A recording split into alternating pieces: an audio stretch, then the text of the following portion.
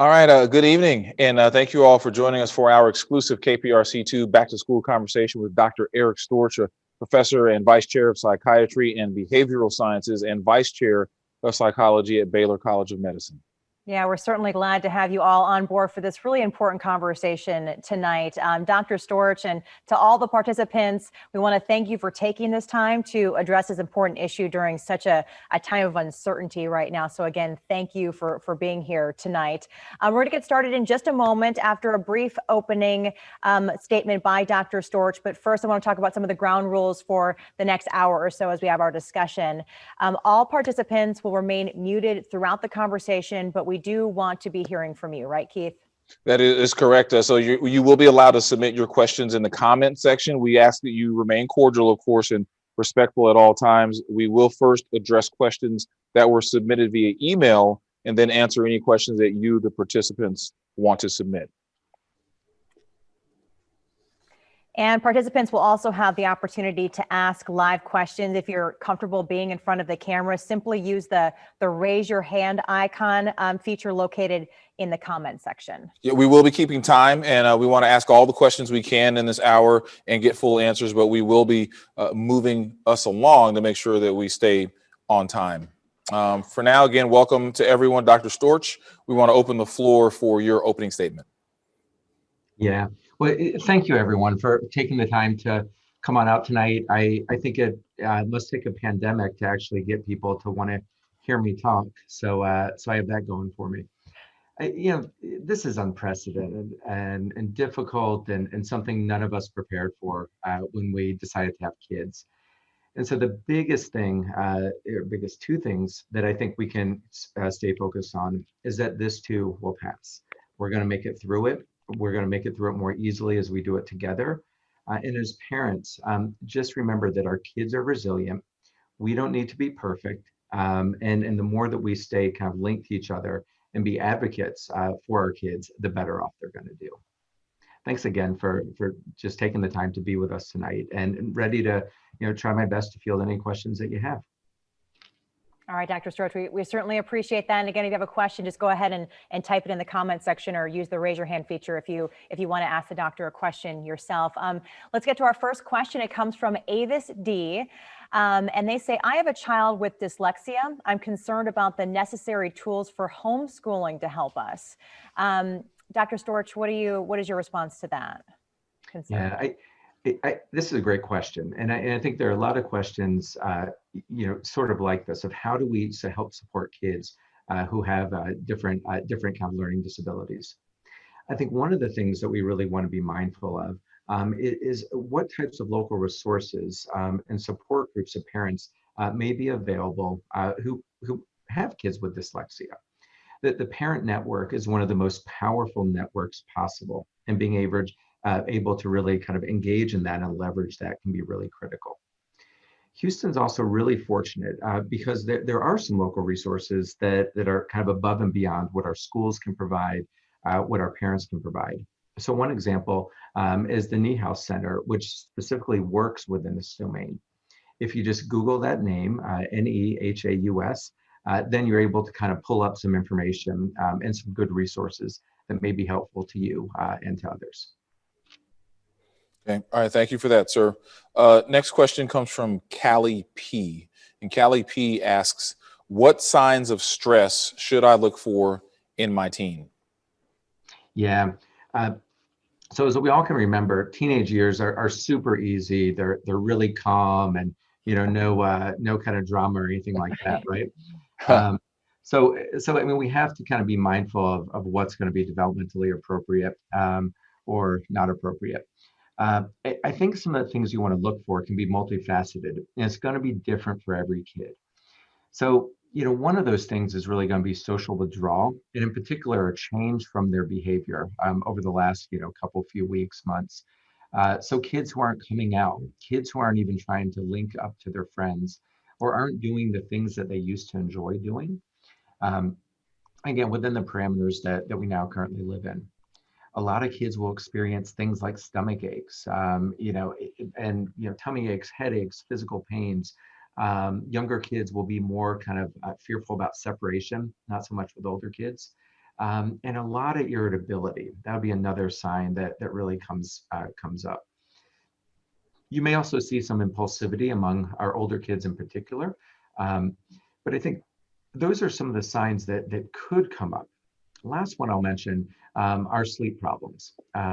So our teenagers, of course, stay up late, and now we have these kind of weird schedules that really, facilitate not having a schedule. Uh, but but this could be things where there's an inability to get to sleep, or they're waking up throughout the night or waking up really early. But all those things can be signs. And I think if you see them, you want to be able to reach out to a mental health professional, or to even your kid's primary care provider to get some help or advice. And Dr. Storch, thank you for talking about that. And Callie P, she had a follow-up question. And I think this is a question that a lot of parents have before you reach out to a counselor or someone, a doctor for mental health help. How do we just simply reassure our kids during these times on a day-to-day basis when you can tell that they're feeling a little bit off? What advice do you have for parents in that regard? Yeah, I think the first thing is to do exactly what you suggested, Christine, is be supportive, be reassuring, tell them that it's going to be okay, and here's why it's going to be okay. As a family, we're doing these things to stay safe, and together, no matter what it is, we're going to be able to kind of move through this. I think there are a few other things that you can do too. So some of these basics are really, really helpful. So getting enough sleep, eating well, exercising as best as you can, but also it really kind of spending time, doing things that, that are fun, having a family board game, exercising, connecting with loved ones, even if you can only do it virtually. But some of these are kind of intermediate strategies for trying to deal with, I think, the stress that many of us are struggling with. Dr. Storch, so many families, the students as well as the parents are dealing with a lot of stress and anxiety about, going back to school and what that's going to look like and how are they going to be able to handle, the online portion of it all, and will they be ready to go back when they open up the classrooms? But Harley B asks specifically, how will anxiety look different when it's directly related to the pandemic? I.e., if a student has issues or anxiety about the actual virus, this actual pandemic, what is that going to look like for a parent, and how can they address that specifically? Sure. So I think on the one hand, anxiety, no matter what the driver is, will look kind of similar. So it really hits into these three kind of camps. One is the behavior piece. And so when people are anxious, they tend to try to stay away from things that make them anxious. So if I'm afraid of going to certain environments because of heightened risk of COVID, I avoid those things. Now, that in of itself is a great idea. It's when that avoidance starts becoming more kind of problematic, like more pervasive, that we want to look at. Now, the second domain is kind of the cognitive domain, and that comes in the form of worry. So, just being excessively worried about, different outcomes. What parents will often see is that the child is really engaging them in that worry. Mom, is this going to be okay? Dad, I'm scared of this. And so that cognitive piece will come into play. Now, the third domain is this physiological one. And so that can come in lots of forms, tummy aches, headaches, physical pains, problems sleeping, diet changes, have a reduced appetite.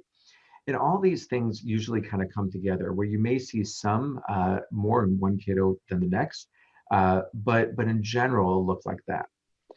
Now, specific to COVID, you see kind of linked fears. So, kids who are afraid of doing things because it may increase risk of COVID, which could range from going around to other kids, bringing things from the outside into the home, and just in general going out in public. What we want to be really mindful of is what our public health guidelines are suggesting, and being quite adherent to that. Wearing masks, physically distancing as appropriate, but then also target the excess. So if, for example, a child saying, no, I don't want to go on a bike ride with my family because I'm worried about COVID, Well, that part's excessive, and we want to be able to kind of, target those types of domains. And Dr. Storch, I know for so many families, like having a schedule specifically when kids head back to school in previous years, pre-COVID, that schedule was so important for sort of the parents' sanities and the kids' sanities. Our next question is coming from Jennifer Kay. She's asking, what's the best way to keep the children focused during school hours when they're learning from home and in a place where they would usually just be playing or sleeping or having their normal life, but then bringing school into the home without that sort of differentiation? What's your best advice for that? Well, if I had a great answer for that, then I'm going to try to sell that one and then retire shortly after. I, I mean, again, first thing is this is hard stuff, and if we strive for perfection, we're going to fall short. But we don't need to be perfect. We just need to be good enough. So with that context, I think there are some things that you can do. When you're thinking about what type of environment would be perfect, the first thing that I'd recommend, and we did this within our family, is just meet with our gang. Hey, look, here's the situation. This is what we're going to have to do for at least some period of time. What do you think would be the best way to learn? You're not getting out of school this year, so we need to kind of perfect that. And in our case, we figured out separate locations for the kids. We planned what they would need to be successful. For example, I got my daughter a mouse pad with a lovely picture of me, just to remind her of what she's really working for and how lucky she is. And we really kind of situated that. We also set up some different signals. So, for example, a do not disturb sign on rooms, so we know that you can and can't enter. We're going to set up schedules. So the school will have some of that in place, but we also want to make sure we have a personalized approach to really kind of having our kids, learn the best way possible for them, as another. Now, some of the other things we've done, and this is with huge thanks to my wife for being our kind of engine here, is start getting ready for this. So, in HISD, September 8th is D-Day. So what we've started doing are having our kids wake up early, where, get dressed, get ready, brush their teeth at least 75% of the time. And then, again, start kind of preparing for what this looks like, bedtime at the school bedtime. We've also tried to get them to engage in about a half hour of some sort of educational activity. Now, we have some differences about what that is in my family. For me, it's things like mowing the lawn, washing my car, because I think there's a lot you can learn from those things. But others would be like reading, writing, essays, but again, prepping them for that. But I think those are some strategies to start thinking about. And like anything, the more that we take control of the situation, I think the better off we are. Again, recognizing that it won't be perfect, but it's just got to be good enough for us to be successful here. And nothing like dad's face on a mouse pad for extra motivation, right? I thought. All right, next question. Actually, this is a follow-up from Harley B. Dr. Storch, you of course have your colleagues who work in the schools, just about every single school system. How, Harley B asks, can school psychologists support families? Yeah, we're really lucky. We have incredible school psychologists in our community who are really, dedicated, as well as teachers. That's, I think, one of the parts that for me has really been, uplifting, is that as much as we're concerned, the educators are concerned as well about making sure that this is a good year. I think there are a few ways in particular that school psychologists are critical members of the team, and it differs for some. So a lot of kids who have various educational or learning difficulties will have an individualized education plan or a 504 plan. And so school psychologists are really central in that piece. And working together with them in terms of making sure that you have a clear plan that addresses barriers can be one really kind of core feature. The second is that schools often are kind of initial places for any sort of mental health concerns. And so our school psychologists can really be a ready resource for figuring out resources either with that person or within the community as well, if that's a concern that you may have. Now, one of the challenges, of course, is that the way that we used to interact isn't present any longer. So we need to as parents, be sure to advocate and let others know when there's a concern in place, because the ways that it would have been detected previously aren't going to be so easy for the next few weeks and months. Yeah. Before we get to our next question, Dr. Storch, we just want to remind folks, I see some beautiful faces around here and some that aren't being shown, but if you have a question that you want to ask Dr. Storch, just drop it in the comments section at any point, or also if you don't mind being on camera, just hit the little raise your hand feature and go ahead and ask the question. We would love to bring you into the conversation. With that said, I think that, we've heard from a lot of parents, Dr. Storch, just about, I think, the pressure to be sure that they are doing the right thing for their kids in sort of this new normal. And this next question comes from Jeremy P.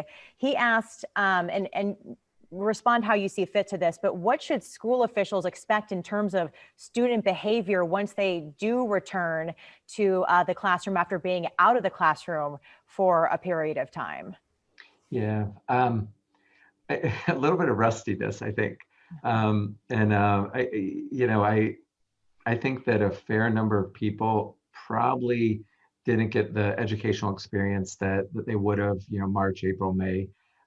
With good reason. There's no fault. It was just challenging. So I think we're going to have a little bit of catch up to do. And some of that may be more challenging doing this online initially for many. I think social skills may be a little bit rusty, but that will come back, easily enough. And we may see higher rates of these kind of internalizing problems. So anxiety, sadness, and specifically, fear about how do you engage with other people given all these concerns. All right, thank you for that, Dr. Storch. Next question comes from Jeremy P. Kristen J. This next question comes from. What are the short-term versus long-term effects of COVID pandemic stress on children? And the follow-up for that would be, how does that stress affect the cognitive process of kids?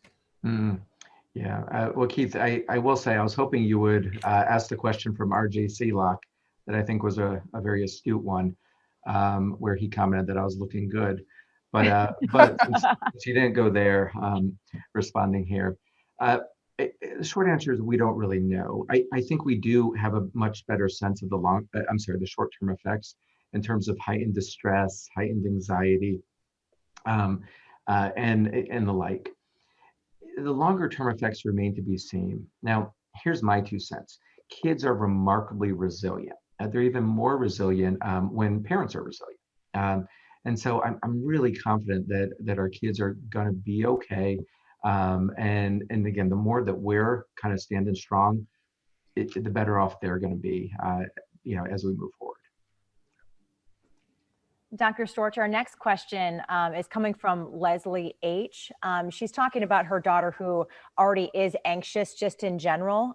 She says, my 8.5-year-old daughter is anxious about everything already. How do I help her when she sees all the safety precautions in place? So basically this mother saying, hey, this is sort of our new normal, but this child is constantly being anxious about the masks and the PPE and things like that.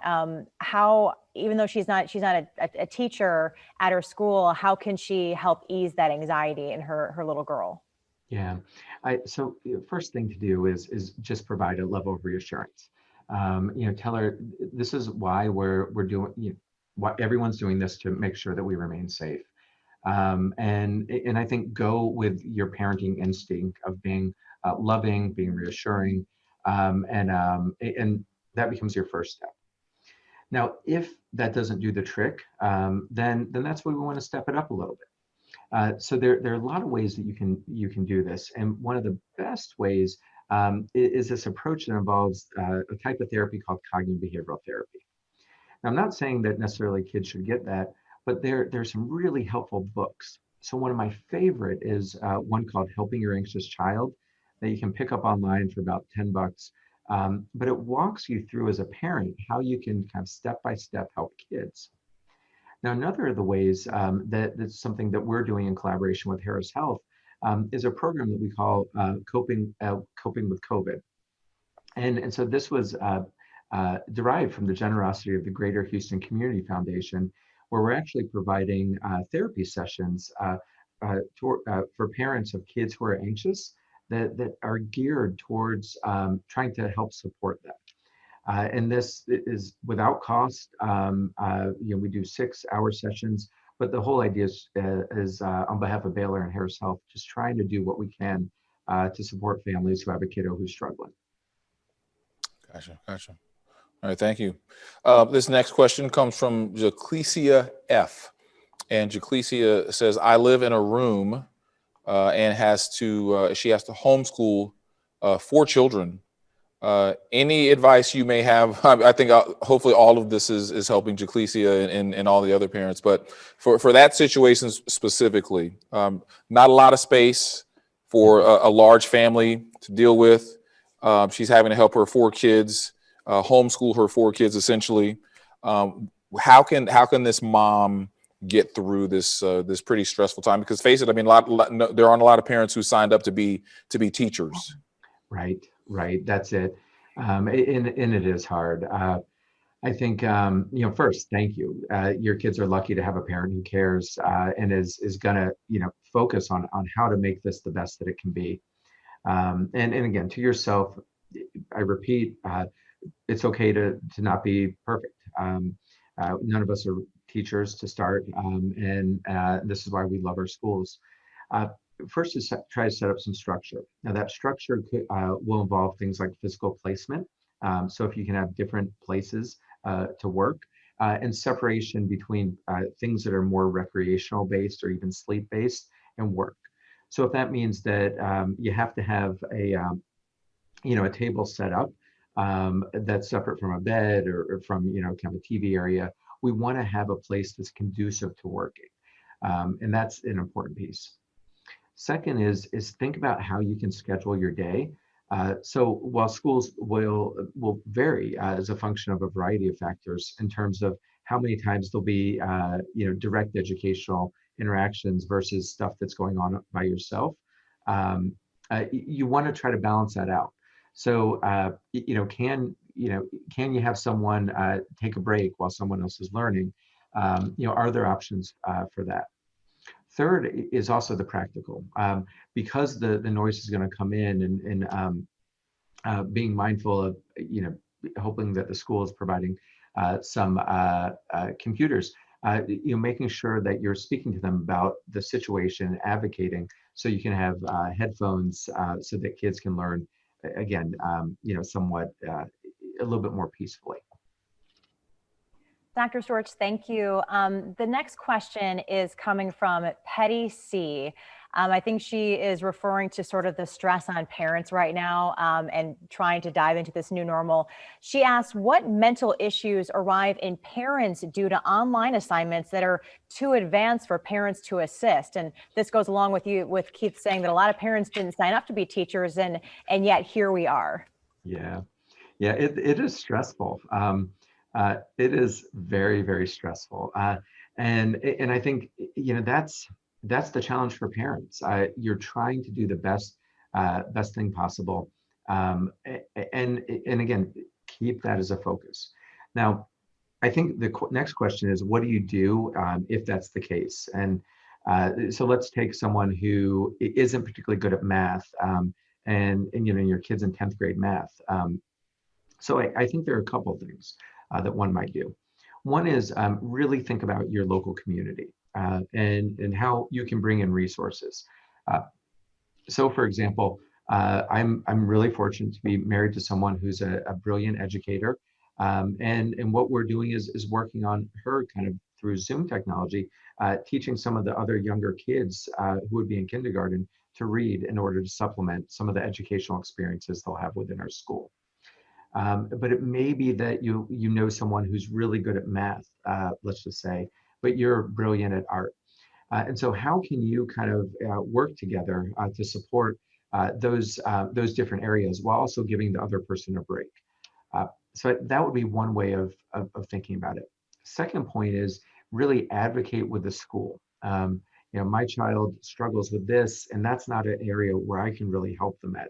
What are options to provide additional support for my child to really kind of, buttress whatever educational experience they're having?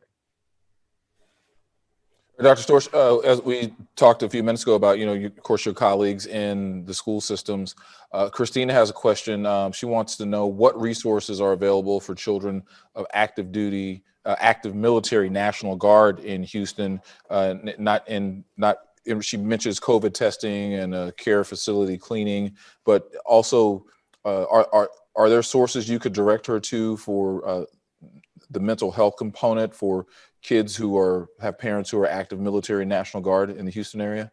Mm-hmm. So there really are some excellent resources. Now, those in the military will have access to community and family centers, and the specifics of that I don't have available. But if you kind of go to whoever your PCP is within that military setting, they'll be able to direct you accordingly.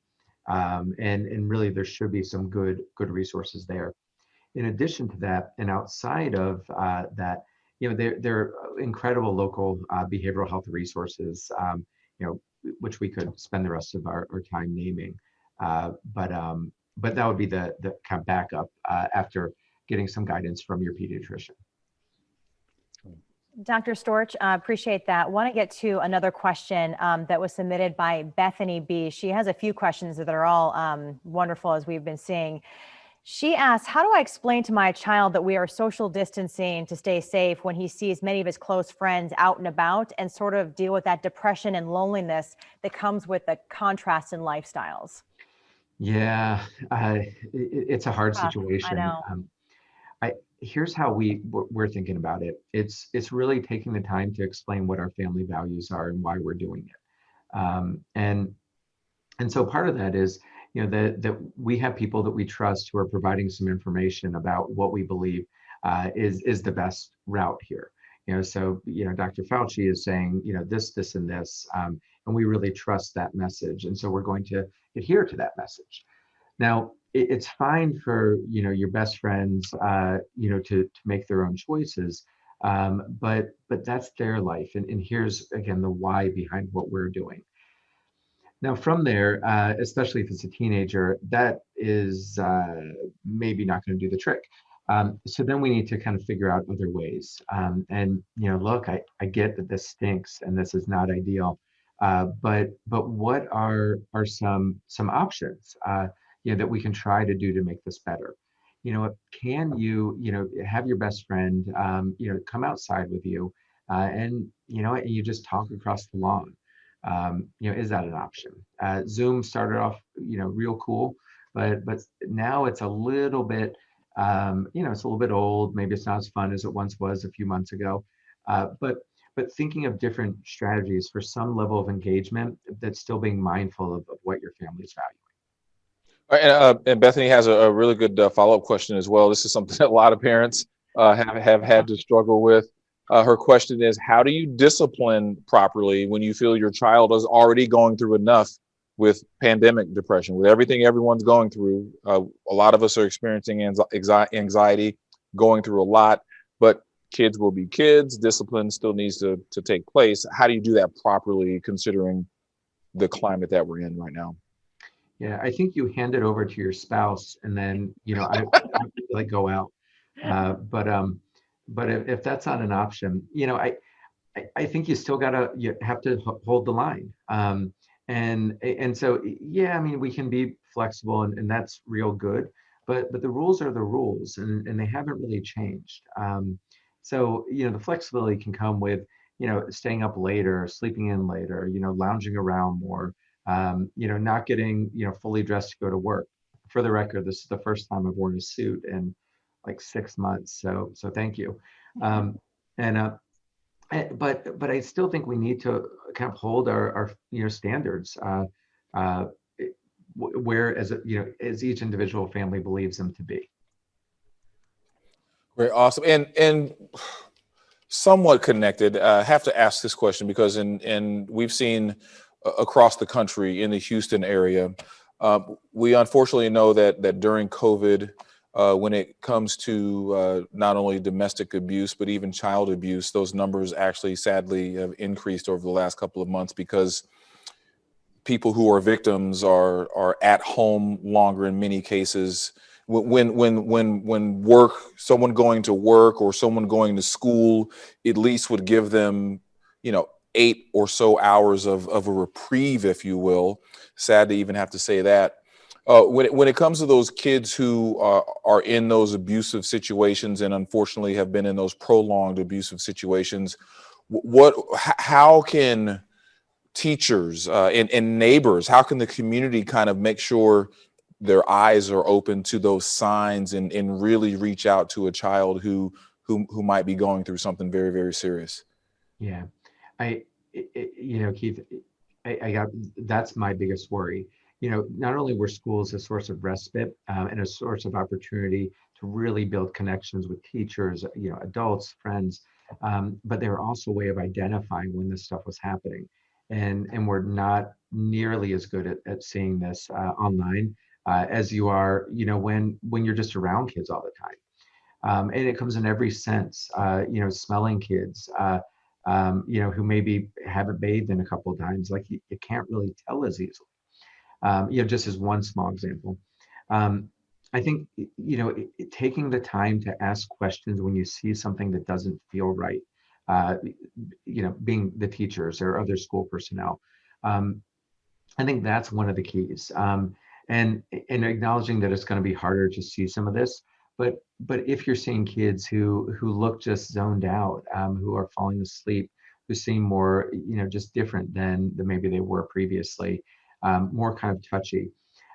This won't be necessarily a specific way of capturing things, but I think when a teacher sees something that feels a bit amiss, whether it's linked to, a problematic family environment or just a kid who's anxious and, in a funk, the key is just to really ask those questions. And this may come in the form of saying, Johnny, hey, can you catch up with me, at 2 o'clock? Let's just have a one-on-one Zoom meeting just to see how things are going, and try to ask those questions, with the child alone, just to see how they are. As people, what we hopefully are getting better at doing, and this will further that, is just asking that simple question, hey, how you doing? And I think that simple question, that opportunity, can really open up a way of discussing a variety of issues that may be taking place. Yeah, and just to be clear, I am in no way equating normal, necessary discipline that parents have to have in their household with abuse. But I just thought it was a natural question to ask because just thought it was a natural question to ask. Yeah, so just want to make that clear. Yeah, a very important question, to get it. Agreed. Dr. Storch, thank you. And Keith, thank you for asking that question. It's certainly a topic that we can't talk about enough, as important as it is. Dr. Storch, this next question, I think has a sort of a broader scope. It's coming from Ursula M.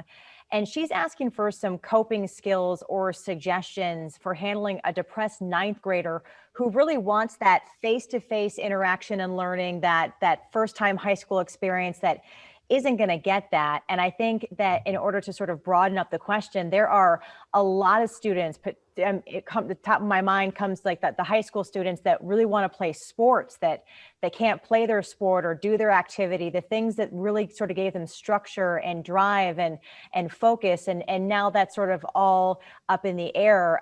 How can parents help their kids cope when life in school and athletics aren't happening the way that they expected them to be or think that they should be? Yeah, it is difficult. I, for example, was expecting the Dynamo to call me up this season, but that call hasn't come yet, I think because of COVID.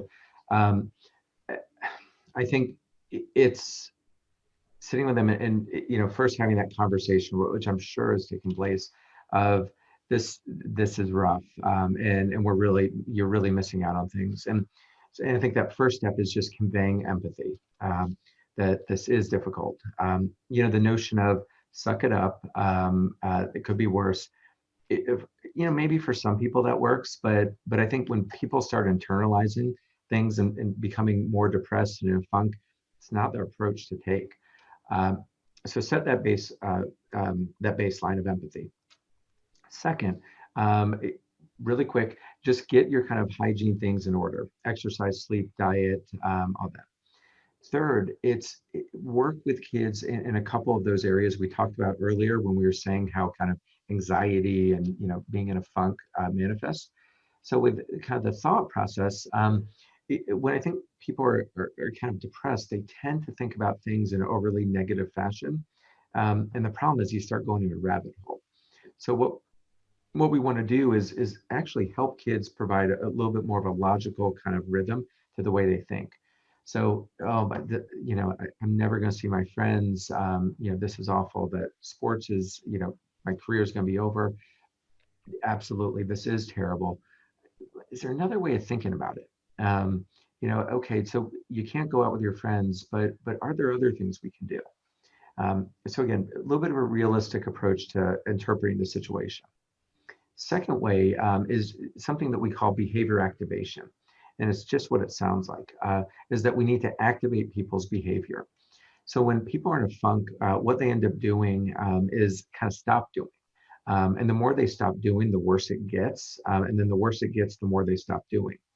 And so we want to actually intervene there and have kids start doing. And it can be small things like getting up, getting ready, but also larger things that we can do. Okay, guess what? Yeah, you can't hang out with your friends the same way, but what are things that we can do that are a little bit more special? What are things that you enjoy that we can do? How can we try to get some more meaning through our various actions? And we have about 15 or so minutes left. We just want to remind you all who are taking part that you can submit any questions you have right now in our comments section. And if you are comfortable being on camera to ask that question, then all you have to do is hit the raise your hand feature in the comments section as well. I want to get back to a question that Avis D had asked. She says, my child struggled with math and reading, and he gets extra help from teachers at school when school is in session. But since she will essentially be homeschooling, how can she help him in that area? Yeah. So I think there are a couple ways of going at this.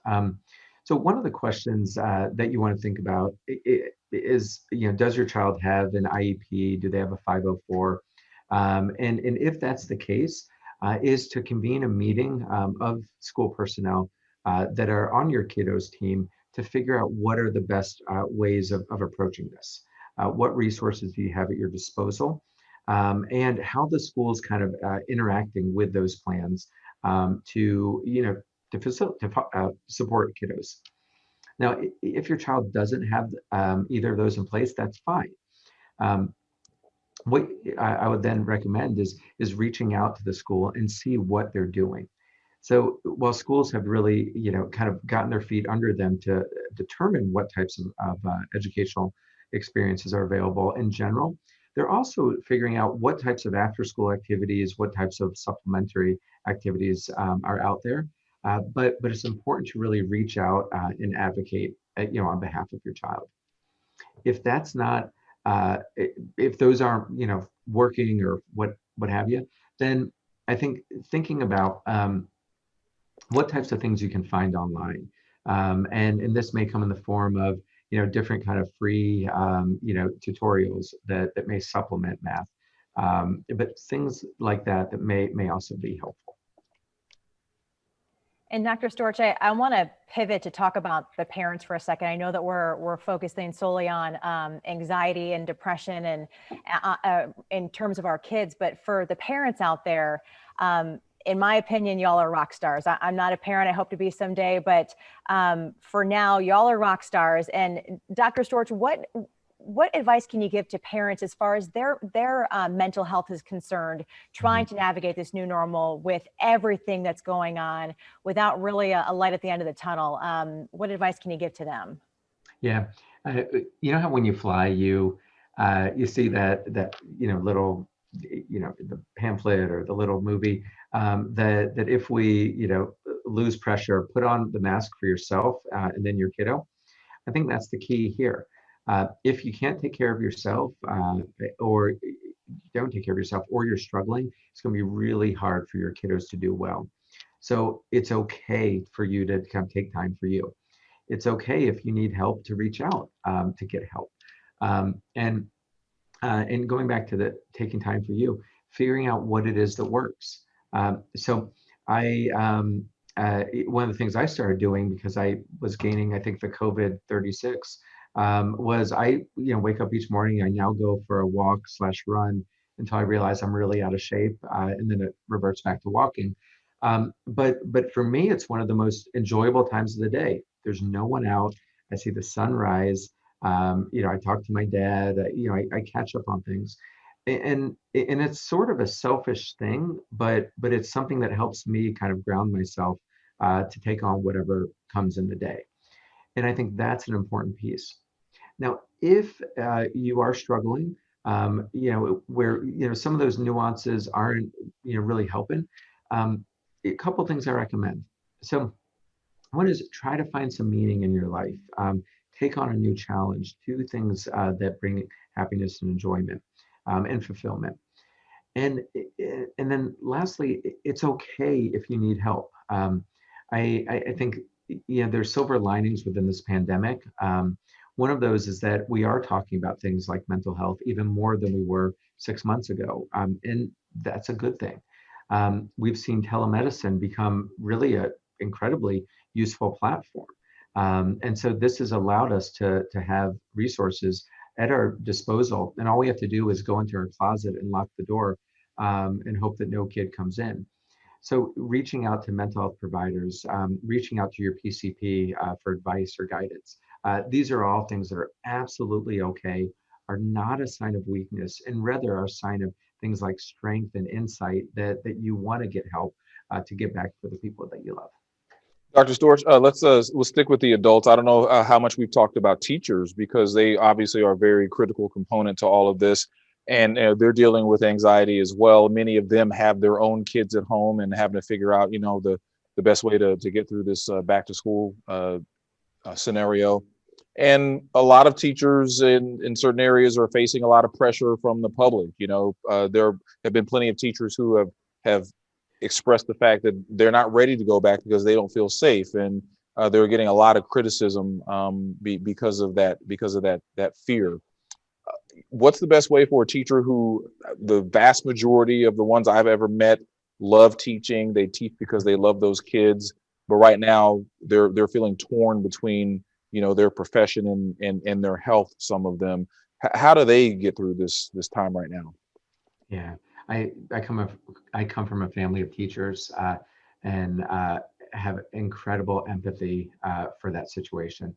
I think a person has to do what they feel is consistent with their values and in their family's best interest.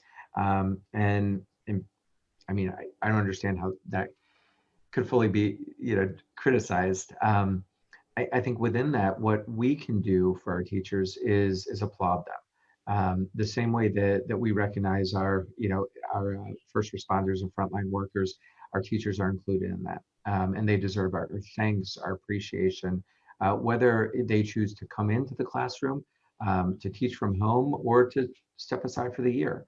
But I think having that respect, having that appreciation for what they do is central.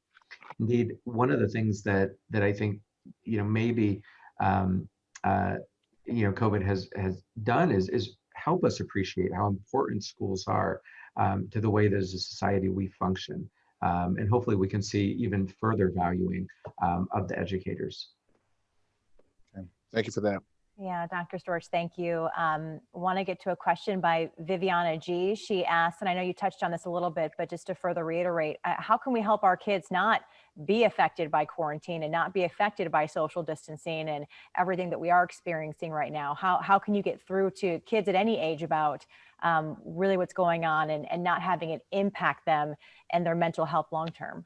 Mm-hmm.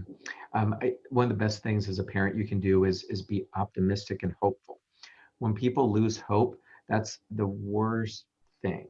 And so even though things are a little bit dire, part of how I think about this is there is a light at the end of the tunnel. We will make it through this. And so my own target is when that happens. And when it does, I am out of this town and going on vacation for as long as I can. But until then, it's keeping a focus on that light. For our kids, they need to see parents that are strong, that are composed, even if inside we aren't. That's where it's we turn to our friends, our loved ones, to let them know that we're struggling, not to our kiddos. So keep strong. Reach out for help as you need it, and keep optimistic and let hope really kind of seize the day. One example would be, I said joking, I'm going on vacation, but it would be that our, post-COVID vacation, where are we going to go? Maybe it's to the beach, maybe it's, to, the hill country, maybe it's, to Mexico, wherever it is, but you kind of keep that optimism at the forefront. Very good, Doctor. Thank you. All right, and we just a few more minutes left in this conversation. So last call for questions in the comment section. Remember, you can ask those, just type them in there. And if you're comfortable with being on camera, you can hit the raise your hand feature in the comment section as well. We can get you to ask your question here amongst the entire group.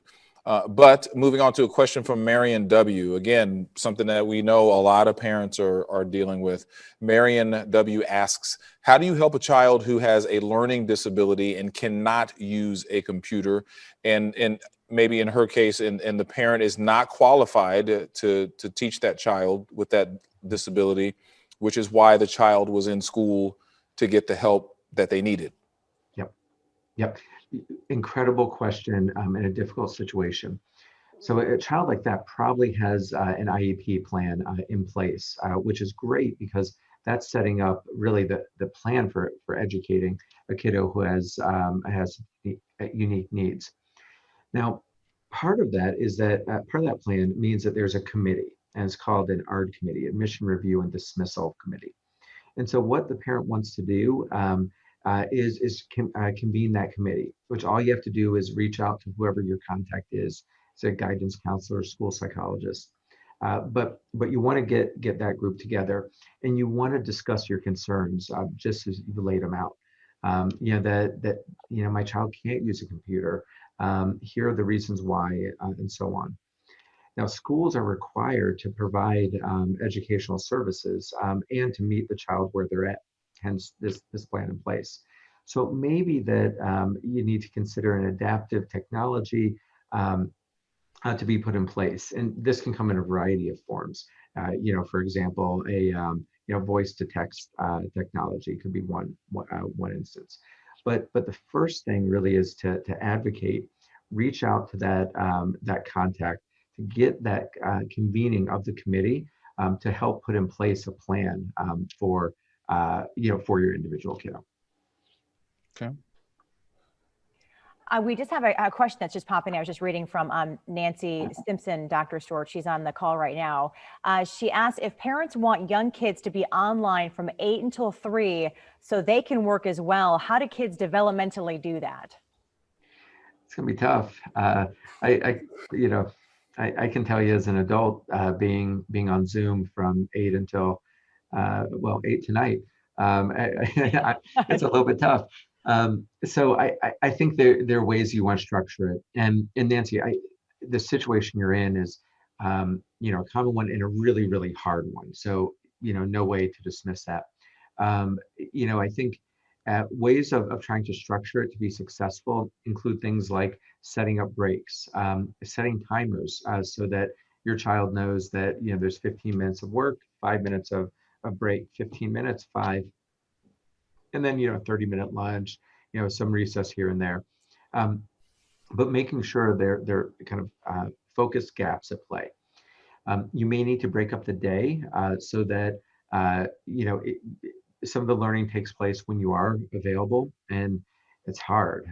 It's really hard, but figuring out what are the ways of kind of maximizing opportunities. And then, as we've talked about a little bit, trying to understand who the community is. So are there peers that you can have your child connect with to help study a subject? Are there other parents who are really good at one thing and you're good at something else, where you can all come together? And I think trying to get this in place sooner versus later is going to be a better strategy than when it all hits the fan September 8th, and we're really trying to clamor to get things together. Okay. All right. Wow. Well, our hour is just about done, and this is about the time we want to go ahead and wrap up. So really, really good questions, Dr. Storch, some great answers. We want to thank all of you, including Dr. Storch, so much for joining us this evening. We hope that this conversation was helpful and also provided some answers. If you had any questions that were not answered, or if you have more questions that you didn't get to ask, please feel free to submit those to our website at click2houston.com. Yeah, and one last thing, Dr. Storch, is there any sort of one last thing that you want to send all these families and parents home with to think about tonight? Yep. It's keep reminding yourself that you only signed on to be a parent. It's okay not to be perfect. Just do your best, and we will all make it through this okay. We appreciate that. Dr. Storch, again, thank you so much for helping our education team and our mission to help families try to ease into this situation as the best they can. Again, we appreciate your time. And for all the families out there, you can go to click2houston.com/back-to-school. That is a resource that we have for you on our website, where we have the latest district updates, no matter what your district is, and all the help that you might need moving forward. So again, click2houston.com/back-to-school. And we certainly appreciate you joining this conversation with us tonight. Thank you. Good night.